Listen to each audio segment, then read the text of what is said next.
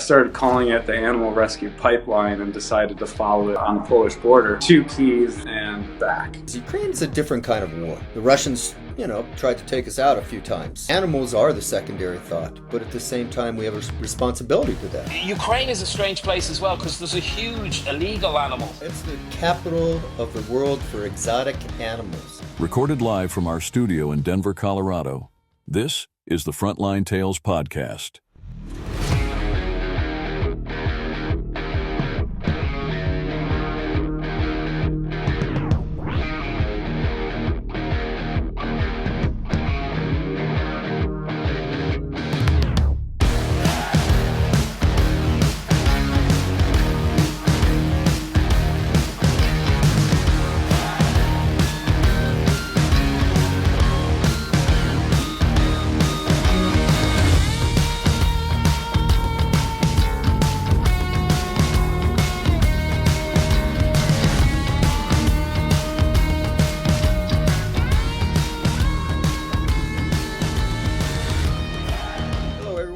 Welcome to Frontline Tales, sponsored by Canine Global Rescue.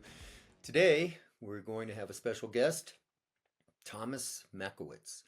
Thomas is a renowned photographer, animal welfare photographer, and has been recently with us at the LA fires and has been in Ukraine and a few other places around the world. So with that, Brian's going to join us as well. Let's get started. So today we have a special guest, Thomas Machowicz. He's a photographer, a filmmaker, and he focuses on animal rescue and social issues. Is that correct, Thomas? That is 100% correct, John. Perfect. Hey, also with us today, of course, is Brian, our staff photographer and man about everything. Hi, Brian. Hey, John. Thomas is the co-founder of a nonprofit documentary project called Sanctuary Doc, which tells the visual stories of animals and the people who rescue them amidst the world's greatest challenges. So, obviously, Thomas, why don't you tell us a little bit about yourself and how you got into this? And then we can go into some of the exciting stories that we both can share. Cool. Yeah, looking forward to that. Well, Sanctuary Doc started officially as a nonprofit about a year and a half ago, but it was a project that I've been working on since 2018 when I visited my first animal sanctuary in Costa Rica.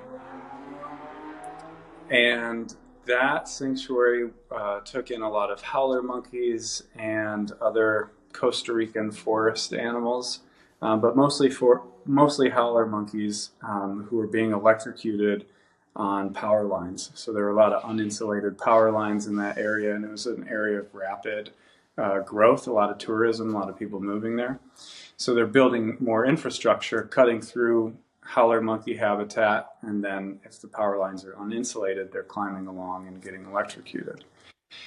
So that was my first kind of real foray into animal photojournalism, but I realized that, I kind of got over a bit of my naivete, and that's really in a lot of ways what this project is about. I started learning why animals were in the sanctuaries in the first place. I knew that sanctuaries were great. I loved that they existed, but I didn't actually understand all the reasons animals were there. So I started going to different sanctuaries around the world as I kind of traveled for different things and telling those stories. It ended up having so much of an impact on me personally, but also resonating with other people, that we turned it into a nonprofit so that we can have a platform to share the stories and also collaborate with other organizations like yourselves. Well, it's always good to hear somebody else's perspective. I mean, Brian, the photographer, I know that both of you have kind of similar paths a little bit. Brian obviously has been in a lot of combat zones and was with us in Ukraine on many, many, many trips. And I know that you went to Ukraine as well. And tell us about your experience in Ukraine. Yeah, I did. I was in and out of Ukraine for the first, well, I guess it was towards the end of February when the war started, and in and out between Poland and Ukraine, going in and out with a lot of different rescue groups. There was kind of a camp set up there that was a staging point for volunteers and supplies.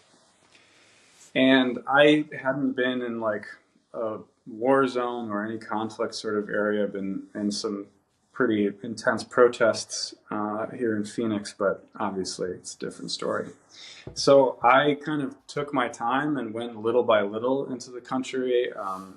We were kind of doing missions in for a day and then out that night. And then the next day go in and bring dogs out and bring supplies in, and kind of did that for a couple days until Oh, sorry, guys. Forgot to put it on mute. Was that Ukraine ringing? Yeah, well, it might have been. It was actually Korea, but I'll call them back. Okay, well, that's another one that's on the list, so let's go. So as I got more comfortable, with the situation and made more contacts and made, my way over to Kyiv, I had a friend there who had helped me on a previous project, and he's a video journalist and filmmaker. And actually the whole time he was like, man, I was asking all of my photojournalist friends, I was like, what's the security situation? What's going on? Like, where are the Russians, first of all, And everybody was like, well, we don't really know and can't give you any great advice. And the whole time my friend in Kyiv is like, man, just come to Kyiv. We have Wi-Fi, the supermarket's open, like, it's fine, just come here. And it seemed like there was no war there. Yeah, right. So I did eventually make it to Kyiv, and yeah, he had Wi-Fi and the supermarket was open. He didn't tell me that, on the way to the supermarket, you had to walk past, these blown up buildings. But I was there at kind of, I would say, a lull in the attack on Kyiv anyway. It was after the Russians had been pushed back and were mainly in Irpin and Bucha. But there were really even no airstrikes for most of the time that I was there. So it was kind of a lull at that time. But the goal was to kind of see what the situation was. How are people rescuing animals? And I started calling it the Animal Rescue Pipeline and decided to follow it from that one rescue camp on the Polish border to Kyiv and back, and just see what that process was like. How does it work logistically? Who are the people that are rescuing animals? Who are the people that are coming out? Who are the people bringing food in? What's the situation for the animals? And that was kind of a story that I landed on. Yeah, well, we've been there. Yeah. We've been in kind of like that pipeline, but most of the stuff that we were doing has been at the front lines, off and on for it's going on 3 years. The 24th, I'll be speaking again at the rally here in Denver, the Ukrainian rally at the state capitol on the 24th. They've asked me to speak again there, and yeah, animals are a secondary thought. And when it comes to war, obviously, human life is the most important. But as we have learned, and I think Brian can attest to, that if we don't take care of the humans, there's nobody to take care of the animals. So we have a responsibility to do both. And I think that we've done that well. We learned along the way.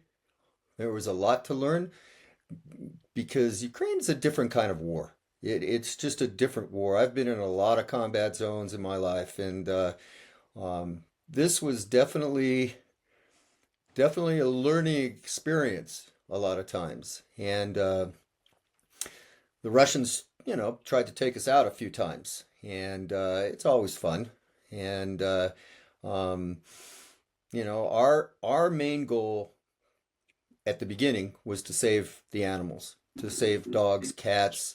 I mean, we saved just about everything. We brought food to the zoo in Kharkiv, and oh, just helped out in all kinds of different ways. And as you probably found out, even in your time there, I mean, uh, animals are the secondary thought, but at the same time, we have a responsibility to them. I mean, these were pets and homes, and their families are now gone, and um, what to do? So, you know, it's a struggle. It really is a struggle. So, I like what you said about taking care of the humans, because if they're not there, then no one's there to take care of the animals, and that's really true. The other thing I saw a lot is, so many people in Ukraine have pets, dogs and cats, and the if you want to save your family, for the people that could take their pets with them, it's the same sort of needs, right? Like, people need to rescue their human family as well as their, animal family. And if it was me, I wouldn't leave my dog behind. I met a lot of people like that. well, Brian, I think you can come in here with a couple comments about helping people along the way, that we've come across in villages who stayed behind, who refused to evacuate, who would be taking care of the animals. So we kind of, as I would give John stick about his famous line, is we need to pivot. And we did that in country. Like, I think we made the decision, was it 4 or 5 trips in, John, that we're not given, like, we're arriving in these little tiny towns. There's no ATMs to take money out, and then there's nowhere to use the money. So I've numerous photos of us emptying out like supermarkets to the point where the supermarket manager would stop John and say, "You need to come to me, and we'll give you a separate lane because you're taking all the bread, you're taking all the water. We can totally restock it, but if you tell us what you need, we can have it out and ready for you." And then I think we pulled up to one town once, and we just opened the back doors, and like one head would pop out from a doorway, and then you turn around and there's 20 people outside the van. Yeah, that was in And Lehman. then and Yeah. then the next day there was a line of a couple of hundred people. And even in the photos, if you black and white the photos, you can't tell what decade this is. It's like something from Glasnost, from Soviet era Russia. So yeah, we did see, and then you'd see people who wouldn't want to give up their animals and would give it up during duress, and then a lot of times the neighbors step up, and they're the ones telling you to come and rescue. Like my dog, I took was left abandoned, and the girls who rescued him tried to take him a couple of weeks beforehand, and the owner said no, not a chance. And then I'm trying to think what area was that, John? The Mykolaiv. Nikolov. So and then the owner ended up abandoning, and Yeah. these people had to ring these girls again a couple of weeks later and said that husky's been left, and he'd lost an eye, and his paw was torn up. And these really, really nice people jumped in a car under fire and saved this dog and took care of him until I thankfully got a chance to meet him, and through John and Colton, I wouldn't have been able to get him back to Dublin if it wasn't for the guys. So, and Angie as well. So there was a lot of people who helped in that kind of tale. But yeah, Ukraine is a strange place as well because there's a huge illegal animal situation there as well. We saw Hmm. lions, bears, tigers, Yeah, it's the capital of the world for exotic animals. I mean, people keeping Really? lions in their backyard. which I never knew. So that was an eye opener. Well, yeah, Ukraine. It's like war on all fronts. The people are suffering, the soldiers are suffering, the economy is suffering, then the animals are suffering. Hmm. So it's I can't wait to get back. So we've just been approved for heading back into country next month, I think. So we're just putting that trip together now.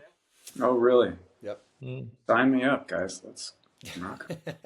Well, we're going first. A separate team's going to Korea on the 16th, and then we're heading out then the other team with Colton and Brian will be going into Ukraine in March sometime. We're still trying to nail down the dates for that, but it's going to be probably mid-March or the end of March, something like that. Tell us about your sanctuary doc. Yeah, so Sanctuary Doc, yeah, that's the name of the nonprofit, and the mission is to tell visual stories of compassion for animals within the world's greatest challenges. So that compassion piece is really important. And we start with rescue in all of the different topics. So that might be war and conflict, like Ukraine. We recently hired a photographer in Gaza to document animal rescue in Gaza during the war there. We've also been together with you guys during the LA fires. That's how we met, yeah. Wasn't long enough. No, We it didn't get was to. not. No, we didn't get to go to a bar, so it doesn't count. I'm kidding. I'm kidding. No, he's not kidding. I know. I'm joking. Yeah, no, the fires in LA were a little different. Yeah. The animal rescue there, a lot of those animals, as we saw, there were a lot of wildlife still. I don't know if you knew, but we rescued a coyote. I did not know that. Yeah, coyote got rescued, and he was pretty singed. He's recovering at a wildlife sanctuary right now. We have the coordinates. We'll re-release him back in Altadena to approximately where we got him. But he's Right. they gave him a 30% chance when we first got him. Wow. They upped it to 60, and he's doing okay.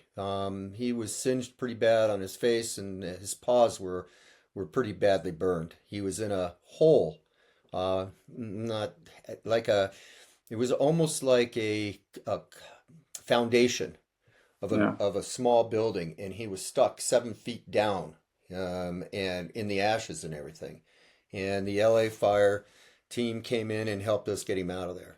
So Like Lydia and her team done some yeah, amazing work as well. Like yeah, fantastic guys. yeah, and peacocks. We got the call one day to go rescue peacocks because the peacocks were apparently being very aggressive with the utility workers. We saw some peacocks, but they weren't being aggressive actually. So They were just being peacocks. they were just being peacocks. So. But it was, yeah, we kept getting calls from the National Guard or whoever and asking us if we'd go do something, and it was always something kind of interesting. So it's pretty funny. Yeah. Yeah, that was interesting. That a few days into the fires, you realized that they hadn't taken into account the animals. They didn't have anything. They didn't have anybody. They didn't have a bat signal to throw up into the sky, so they just had to put up the Canine Global Rescue bat signal in the sky. Yeah, Because yeah, our phones were ringing off the hook about can you guys get this? Can you guys do that? So they didn't have an infrastructure ready, or so even in the first world with everything set up and everything available, they still didn't have anybody set on the animal side of things, which kind of was a bit fascinating to me. yeah. I don't think that they were prepared at all, to be honest. And you would think with the infrastructure that they have in LA, That's that exactly what I was thinking. it was you're All not the even pets. ready, and all the displaced animals, let alone the ones that ran. That Yeah. you know, people don't understand this, and they're always saying to me, "Well, I'm not going to leave my animal behind in that situation." In Ukraine, for instance, when the shelling starts and bombs are going off all around, animals tend not to be cooperative. And since there's no warning that you're getting shelled, trying to round up your animals while they're going crazy, trying to escape because they're traumatized, they're in fear. People say, well, they should have taken their animals with them. I don't think that's too much the case, whether it's during the day or whether it's during the night. You don't have time to try and take your animals when the bombing starts. It's not going to happen. There are a lot of people who did because their animals may have been close to them or indoors or smaller animals. And we saw a lot of that with refugees who had hit the Polish border. But it's not always the case. People can't always take, it's not like a hurricane's coming. Fire, they did not realize how fast that fire was going to travel. And people were lucky to get out of their homes with their lives. And trying to round up their dogs or their cats in the middle of this hell, as I refer to it, the fire going around and the winds blowing and the smoke and the fumes and everything, it's not always easy at all. And so, I always have to answer that with people who say, well, those people should have taken their animals with them. It's not the case. Not the case. Mhm. Thomas, did yourself and Diana, had you guys ever covered anything similar to that? No, nope. The only emergency situations we've done so far have been Ukraine and the fires there. But it was really clear as soon as I got there. I got there maybe like 2 hours after the Eaton fire started in Altadena. And I used to work in wildland fire. And so I didn't have a lot of structured fire experience, but all the things that you learn about fire and the worst case scenario were happening in that neighborhood. Really? Oh, Yeah, yeah. because you got in a few days ahead of us, Mhm. which stoked my envy. Yeah. Yeah. By the way, So did you hear that today that the utility company said that the fire in Altadena and Hertz fire were probably started by them? They admitted it. arson? Oh No, no, it was their power it was lines. in their power Power lines. Yeah. lines. The winds were so strong that a power line came down. They didn't shut off the power apparently in time, and Okay. that sparked both fires, they think. That's what Wow. Oh they're my that's What? what God. they say that. That's one thing. Did you see Thomas's images? Yeah. Dude, the stuff you photographed was beautiful. Thank Like, you. bravo. Really beautiful work, I have to Thank say. I wanted to say it to your face because it was really Yeah. fantastic. Well, he'll send me a thank couple images and we'll edit it into this since we're talking about it. But yeah, yeah, it's a different animal. Fires have a mind of their own, which is Totally. no mind, and nobody can read it. The winds start blowing, and the next thing I've worked fires before, and the next thing you know, you're surrounded. And I Yeah. have been surrounded by fire, and it's the worst. It's like, okay, we've got to find we have to know where the hell we're going to get out of here without getting our tires on fire and our vehicle, stopping because of all the smoke and everything that's getting into it. So you've got to be very careful. Fires are the worst. Actually, I wanted to ask A you. lot of moving parts. Yeah, because of that, I wanted to ask you guys. There's there's 4 things you have to have in place before you engage any fire as a wildland and firefighter, and that's lookout, communications, escape routes, and safety zones. And everybody has to know those, and they have to be communicated before you even go in and start working. But I wanted to ask about, the fires, but also about Ukraine. Do you guys how do you manage that side of the logistical safety equation and mitigating risk as much as I know it's kind of a crazy question to ask, but I wonder, like, with so much experience, are there things that you set up to We do do, that? but here's the deal. Ukraine, as we've said, is such a different war. You can't account for drones. Mm. And that's the problem. You can account for your way out, your way in, your way out. You can account for a lot of things, but there's one thing that you can't account for. Who's watching you from above? And as we have found out, very closely found out, that when the drones get you, they're coming for you. There's not a whole lot you can do about it. Well, I And found it's the sorry, John, I didn't mean no, to go cut you ahead. off. It's the first war that I've covered where we were targeted. Mm. Like back in the glory days of the romanticism, you put TV or media or press on your car, you weren't a bullet magnet. And then I think everything changed in 2011 when Tim Hetherington was killed in Libya.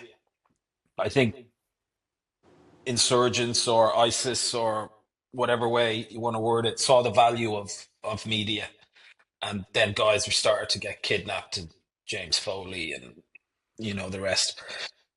But I remember one particular day we were delivering aid to a woman who was caring for a crazy amount of animals, and the guys were dropping off the food, and there was some of us at the back, and it was just a normal day, and we kind of looked at what the locals were doing. If the locals had their body armor on, we'd put our body armor on.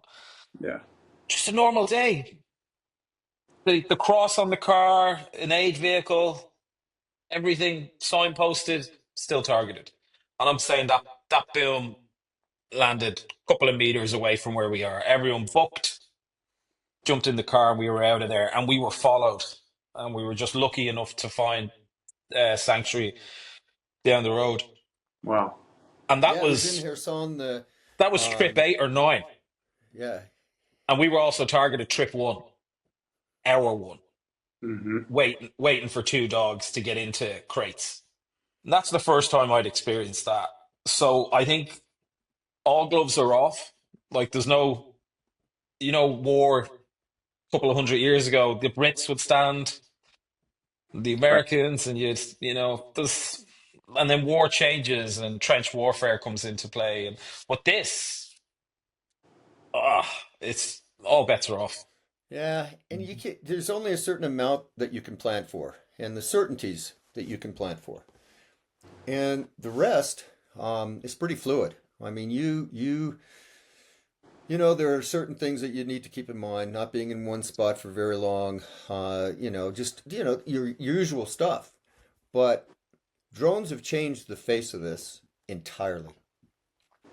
Um, the time that we were targeted in Kherson, I mean, we're on the other side of the river. The Dnipro River across is where all the Russians were. And they send their drones across, and why would they target a humanitarian aid group? It doesn't make any sense, but there's no logic behind it whatsoever, except that they really want to get into the minds of Ukrainians, and I think that has backfired on them. It's made Ukrainians some of the fiercest fighters I've ever seen, and they are resilient, and they refuse to go down. The Mm-hmm. guys, when we were under that bridge, the soldiers under that bridge were taking care of dogs with them. Mm-hmm. It was so interesting that when we showed up to get out of harm's way, and they started firing at the Russians, and that whole thing happened, but the dogs were there, and these dogs were their buddies.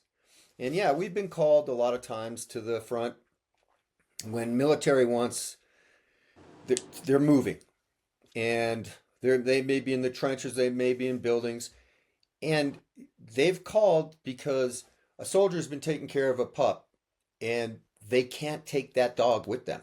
Mm-hmm. And so they're looking for somebody to come in and take the dog from them so that they can move on, get the dog to safety. And Yeah. it's just a completely different thing, different I think experience than I've ever had. 14 hours round trip to rescue 1 dog from Yeah. soldiers. Yeah.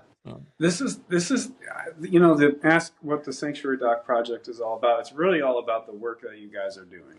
It's really all about the work that you're talking about, and it's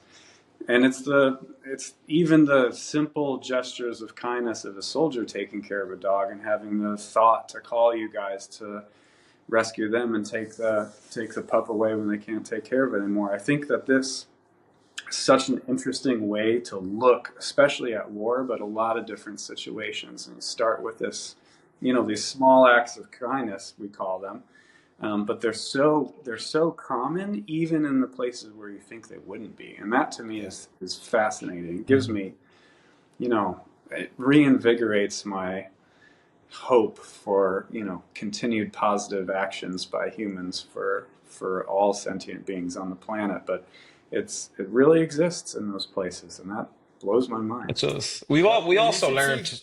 in some of the Yeah. villages where the old people didn't leave and they're taking care of 20, 30, 40 dogs. It's unbelievable. I mean, Yeah, they're there.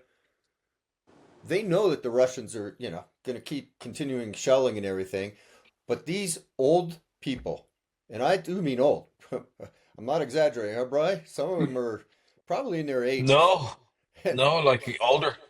or even older. really. And they're taking care of all the dogs that were left behind or the cats that were left behind. Yeah. And, the other thing is a lot of people say to us, why aren't you saving those cats? Well, cats can survive really, really well on their own. We've Cats will come to seen you if it. they want help. Yeah, Yeah, they Mhm. will. if they want help, they come to you. But they're out there, they're eating the field mice, they're doing everything. They love being in the freedom. Unlike dogs that really do want that human companionship, even when they're traumatized, we've seen that. But these old people just taking care of all these dogs at personal risk, Mm. and And it's as well, just amazing. you see what their dogs mean. So I remember being in when I was in with Matt. When I was in with Matt in September, I think it was 22, John. We rescued. We were in a village and we rescued this dog, and he was put in a crate. And then we were in another village the next village over, and we just got happened to talk to these women. I don't speak Ukrainian. She didn't speak English, but somehow we were communicating. We opened the back door, bang. Dog we just saved was her dog, who Holy she smoke. hadn't seen in months. And Wow. she went apoplectic. She was so happy. She was Crying. hugging the guys Oh, and crying and kissing them, and that happens very seldom. But then there's also what we learned is sometimes you don't need to rescue every dog because you might be putting them in a worse situation. They could be fending for themselves in a pack. They don't need rescuing. They're better where they are. You judge it as you find it, but not every dog that you rescue might be going to the best place. So we had to Yeah. vet very hard where we brought the rescues over time. and I think that part of this is too that what Brian has said, to kind of expand on that. We a while ago we kind of changed our philosophy a lot. We don't want to take rescue dogs and put them in a box. And that's where they're going to live out their life because in Ukraine there's so many dogs. They're not going to get adopted out. They're going to live in a box. So, one of our guys on staff, Andrew, is a veterinarian. He does mobile clinics in Ukraine. They leave the dogs there. They do spade and neuter clinics, and they Hmm. leave the dogs there because they realize they have a better chance, a better life there than being in a box where nobody is going to walk them on a daily basis, where they're going to be with 500 other dogs, and their life is hell. All So, barking at the same time. yeah, so we've Hmm. kind of changed our whole philosophy about whether we rescue dogs, and normally we'll rescue dogs that are injured, that are sick, that the owners are asking us to take, that they're Hmm. begging us, and military.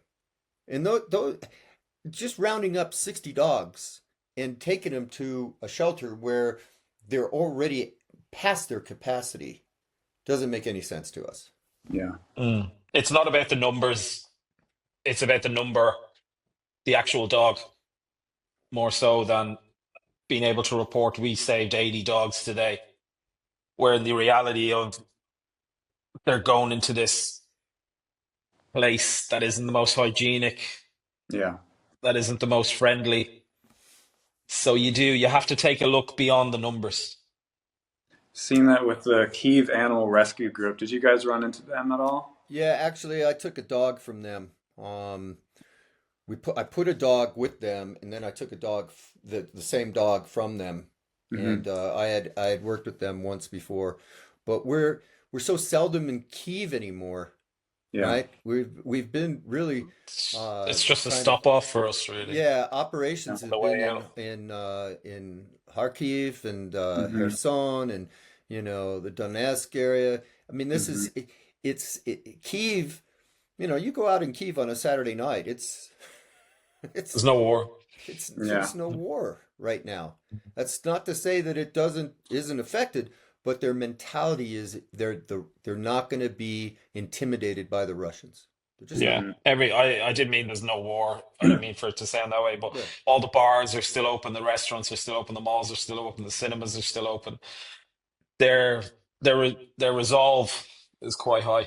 Yes. I met someone in Lviv, actually, Svetlana, and the air raid sirens are going off, and it was actually the first day that one of the bars was allowed to serve alcohol again. So there's a line out the door, and she was sitting nearby, and I asked her, like the air raid sirens going off. Some people are going to bunkers, some people are going under bridges and whatever, and some people are walking around. So I asked her, "Why aren't you?" And she was like, "I just can't be scared anymore." Mm, Yep. And You know? that's the thing is that you can't be, and you just it is what it is. 3 years of war. Um, yeah, yeah, and the I don't know if you saw that the official tally from Zelensky was released this past week, I which didn't see was that. 45,000 dead soldiers. So that's a high number, but Hmm. um, it really does show their resolve. They're just not going to let this. They're just, it's their country. It's like I always say, would if Mexico invaded Texas, would we give up Texas, or are we going to fight for that land? We're going to Right. fight. We don't. I don't expect um, Ukraine to just give in and give up their land and their people. And it's mm. So not something new either, right? I no, mean, it's been going on 2014 since. Crimea Yeah. started with the Russians, and that war has been ongoing. And then, if you go back even before it was the Soviet Union, Ukraine it was not part of the Soviet system. It was an independent country. And they spoke Ukrainian, which is very similar to Russian, but if you were born in Kyiv, you may not speak Russian back in the 1800s or the 1700s or the 1600s. You spoke the slang, which was Ukrainian. So it's kind of an interesting thing. Um, you've got cousins fighting against cousins, basically. Yeah. Mm. But you're in And parts of Ukraine, and it's quite obviously you're in Russia.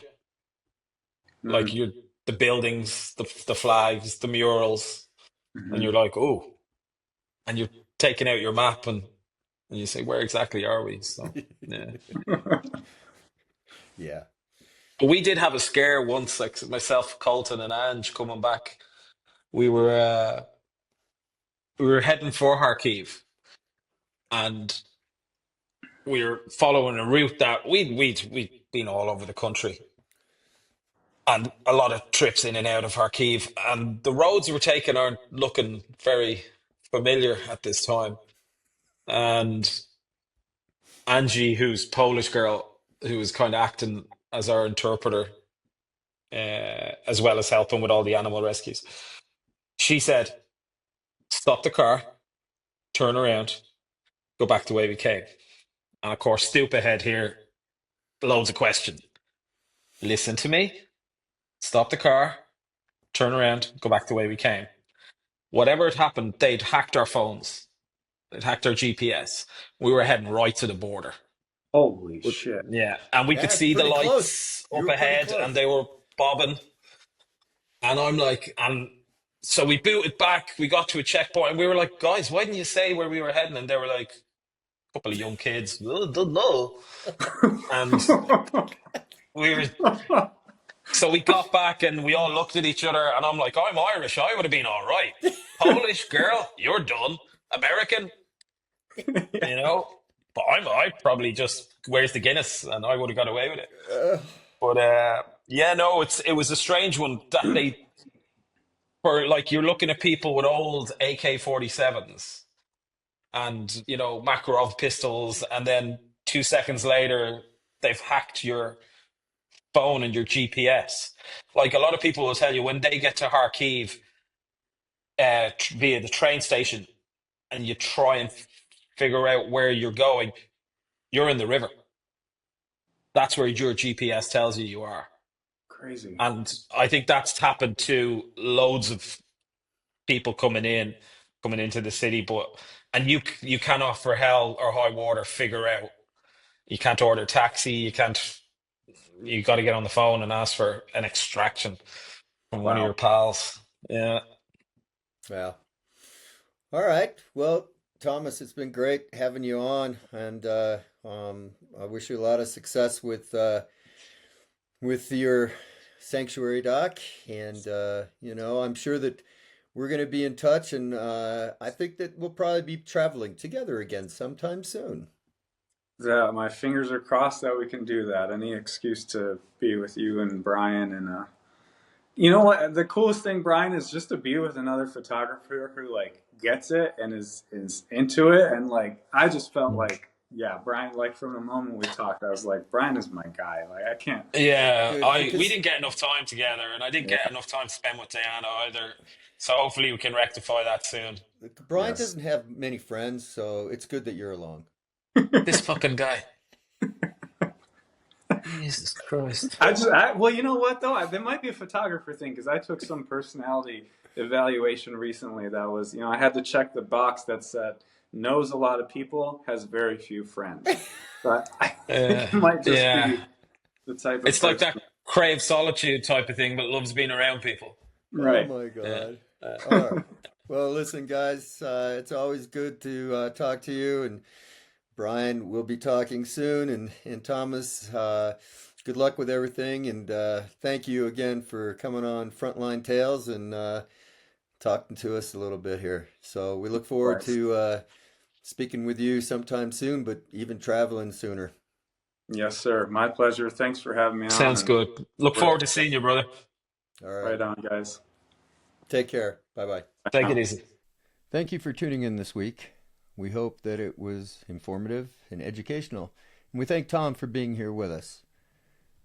Until next time, this is John Barocas signing off. We are Canine Global Rescue. Be kind to every kind. We'll see you soon.